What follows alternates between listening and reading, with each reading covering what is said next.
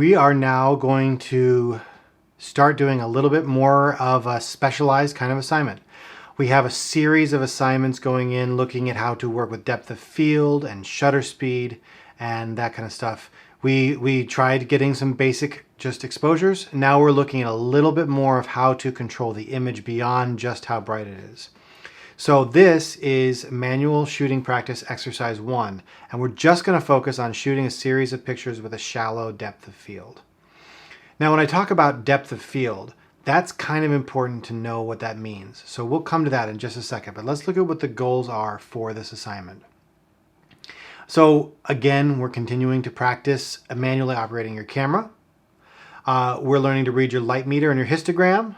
We want to get a good exposure with every single picture. Now that doesn't necessarily mean that every shot you make is perfect, but if you get one that's bad, you say, oh, I'll fix it and make it better so that you have a bunch of shots. Like every picture that you want to make comes out. Maybe you take a couple drafts to get it there, but you get it there.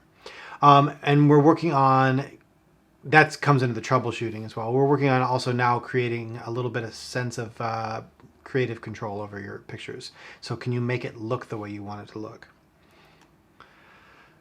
Now, depth of field. What that means is if you look over here, there's, I'm saying over here, and I think I'm going to have a screen like a weatherman over there. But over there you can see from left to right is f1.4 shows a very large wide open circle. And you can see the picture of the little person there is just the person. And on the other end of that is f32 where it's a tiny little white hole. And there's the person and the mountains in sharp focus. What that means is that the larger your aperture is, the less of the picture is in focus. Because of autofocus, some people will struggle with what focus even does. You think because you're focusing on me that that's what's in focus and that's what's happening. And that's kind of true. But what that actually means is anything that is the same distance from me to the camera will be in focus. So that's going to be like your sharpest focus point. At f1.4, it has to be exactly that. Like if it's focusing on my eyes, which it should be doing right now unless it's screwing up, then just my eyes will be in focus. And even like the tip of my nose and my ears will start to be fuzzy and blurry. At f32, you're probably going to have a certain amount of space before me and quite a bit of space behind me, depending on how close I am to the camera. The closer you get to the camera, and the farther the background is away from the camera, the more the background is going to blur out. So if you want to blur out your pictures, what you do is you set your aperture as wide as your lens will go. In this case, this camera is doing a 1.8, and the one I'm going to use in a little bit to show you some examples is going to go to 1.2. You set that aperture as wide and open as you can, and you get close to your subject, and you get your subject far away from the background. That's going to maximize your blur. You can also use a telephoto lens. So if you have a choice between your 18 to 55 millimeter lens and your 55 to 300, use the 55 to 300. Then that's going to maximize that blur there. Okay. So here's what we're going to do. Goal: practice capturing images using a shallow depth of field. Which setting do you need to prioritize to control depth of field? Write your answer right in that. You all have your own copy of it, so write that in. The setting you need to prioritize is your aperture. That's the answer right there, okay? Meaning that opening the aperture up as much as possible, that's saying, okay, I want a shallow depth of field, and now I'm just gonna figure out my shutter speed and my ISO to make sure that my exposure comes out okay. But I know that the main thing that I'm trying to get is that shallow depth of field, so I open my aperture up. Tips for success, just as I said, make your subject close to the camera, far from the background. And then shutter speed, really try not to go below 1/60, 1/60, 1/30, somewhere around there, just because the camera shake issues might start to blur it out. If you really can't go, if you can't get the exposure that way, then you start to ratchet up your ISO. If you're out in the sun and it's really bright, crank that shutter speed out, that's fine. Start with an ISO of 400. 400 is really not going to screw up your image quality much, maybe a little teeny bit of grain, it's going to be okay. And then if you can bring it down, fine. If not, then you're going to be in good shape. Set your f-stop as low as it'll go, and point your camera to your subject and read your light meter or your histogram if you're shooting in live view mode. Adjust your shutter speed till you get the right exposure. take the photo, add your photo to your slideshow, and record your settings below the photo. This is what it'll look like. And also, this will help to show you what I mean by a shallow depth of field. If you see this dog, that's my parents' wiener dog, Winnie. You notice how blurry everything is behind her? And even like the chair is mostly in focus, like the front part of the chair, because it's basically level with her eyes. And that's what I was focusing on, was her little eyeball. That kind of blur is throwing everything out. So I was using an 85mm lens at ISO 140, f-stop 1.8. That's my aperture, is the f-stop aperture that's interchangeable. And the shutter speed of 1/180th of a second. And the subject is Winnie. So I dragged the photo in, and then I filled out this information for it. So let's go out and try and shoot some stuff, and I'll show you what I would do to get some shallow depth of field. And we're going to think a little bit more with these pictures of shooting something actually kind of worth shooting. The last video, I was just like, we'll shoot that cattail. We'll shoot this statue. Didn't really care because I was just trying to get the exposure to come out. But I'm going to take a little bit more time to find something that I would actually kind of want a picture of. All right, let's go outside.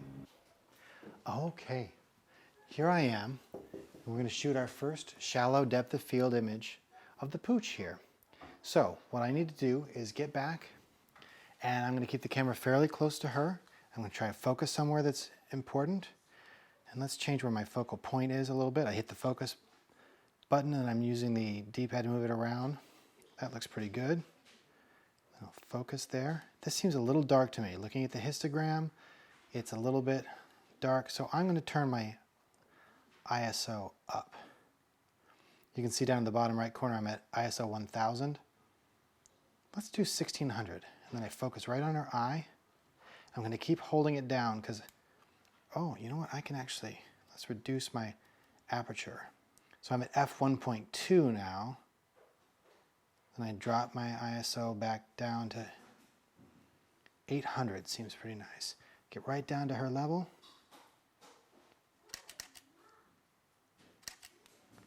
Then, boom, that's my picture of a pooch. So maybe I'll try a different angle just to be careful. And you can see when I focus on her eye, other stuff is pretty well blurred out. Here's another spot. I'm using this device up here to capture what's going on inside my camera to show you, make it a little easier to show you my process. What I'm thinking is we'll shoot these tomatoes and we'll get some of them in focus and some of them out, and we'll try and blur some of the leaves in front and in back to make things look kind of cool. So we'll selectively pick what we want to focus on. We need to get 4 pictures total. So with this and then the picture of the dog, we'll need 2 more after that. But let's see what we've got here. So this tomato looks pretty cool. Let's start this recording.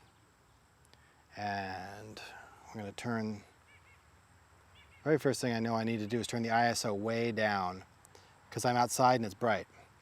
So down to ISO 100 and the shutter speed is like 750. I like things really bright. That's just my own style. And we're backlighting so that, let's see, there is a tomato we can kind of play with. So let's change where our focal point is. You can always focus and recompose, which is where you focus on something and then change where the camera's pointing. But whenever possible, I prefer to keep the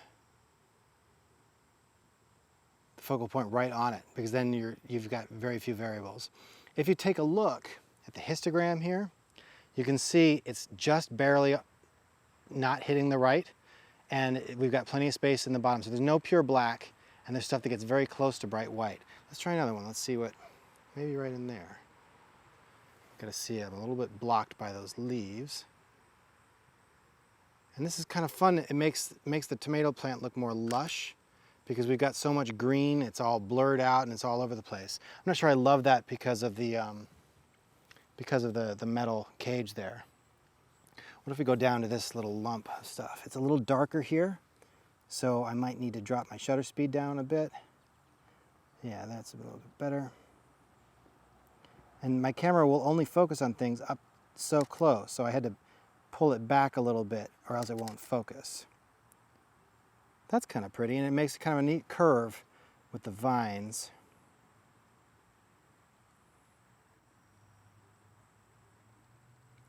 There we go. I kind of like that composition. Now let's try focusing on that one, see how that changes things. Let's pull it back.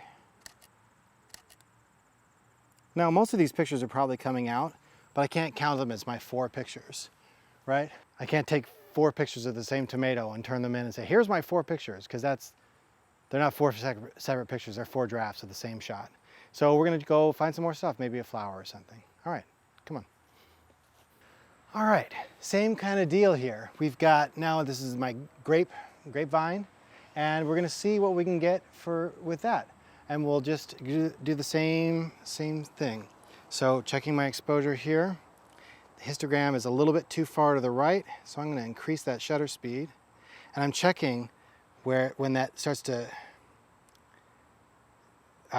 get very close to the edge, but not all the way off the edge. And if you see, the light meter seems to think we're doing pretty well. So let's bring that into focus. And it is very bright out here. It's blinding me a little bit. Let's go right in these grapes. How's that? That's kind of cool. Like a lot of this stuff I would probably put a vignette on.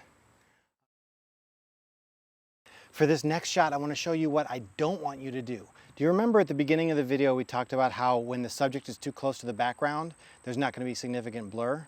Well, let's take a look at that. This little plug thing here is pretty close to the wall.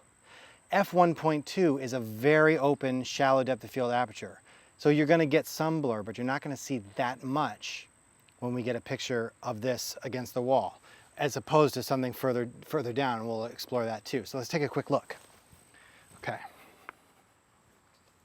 Camera went to sleep for a second there. Let's wake it back up. All right, so right in here, definitely blurs because I'm using a very expensive lens with a good shallow depth of field. But compared to the earlier shots, it's not even close. Let's take a look right here at this blueberry bush. If we shoot that down the yard, what we should see is everything gets really blurred out. Yeah, look at the background on that. It just turns into like abstract shapes and colors and stuff, which is pretty cool. It's maybe a little bit overly trendy these days to be obsessed with the bokeh. That's the quality of the out of focus elements in a picture, but it is pretty neat. So when you want something to really blur out, point it far away. Oops, let's just close that. I'm going to shoot it with the tree branches behind. Let's see, there we go. That's something I can actually get in the shot. And in that case, we get some pretty cool backlighting on the leaves that we're shooting. And let's bring that back. And all those kind of circles of color from where the light is filtering through the tree branches. And that's just how the light is hitting the actual shape of the aperture. It does that. Pretty neat, right? So what have we done? Did the dog, did the tomatoes, did the grapes, did this. Dog, tomatoes, grapes, this. That's our 4, because we did the bad one, and then this is good.